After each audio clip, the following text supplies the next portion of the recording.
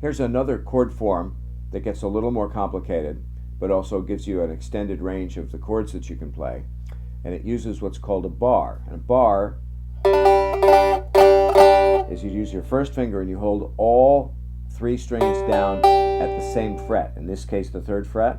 Now, I'm going to push these fingers out of the way so you can see that, but you'd let them just kind of relax in there normally. So I'm holding all the strings at the 3rd fret. You may have to move your wrist out slightly to sort of flatten that finger out. Your finger naturally has a curve. You want it to be flat, not curved. So I'm going to extend my wrist a little bit to flatten that finger. And then I'll swing my elbow in so I can still get the other fingers into play. So that could be done at any fret. And that's what's called a power chord. It's a 1 and a 5 and a 1.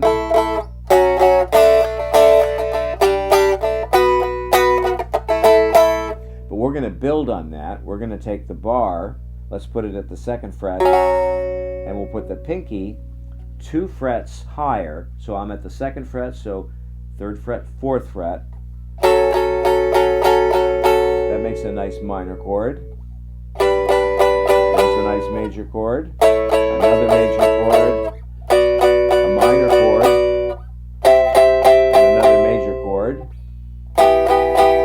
another minor chord. So with this we have D, then bar at the 1st fret, gives me E minor, bar at the 2nd fret, and the pinky up here gives me F sharp minor, then a G major chord,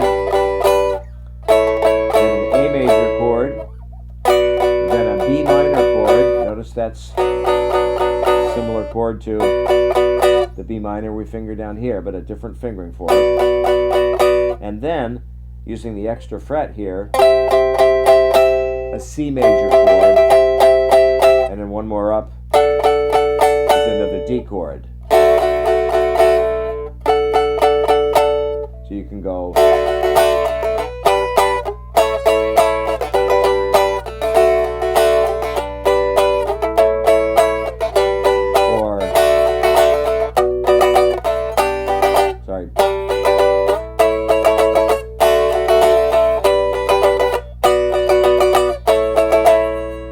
you can also move that pinky over to the 3rd string. So if I was fingering this bar at the 3rd fret and I move it over to the 3rd string, that's the same chord, it's just a different grouping of the order the notes are in.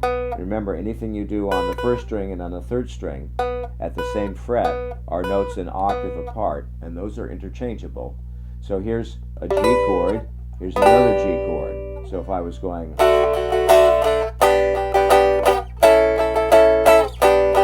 now, some of these stretches are a little more considerable. Work on the minichords, work on some of the earlier chord forms before you really dive into this too much. But this adds a lot of possibilities.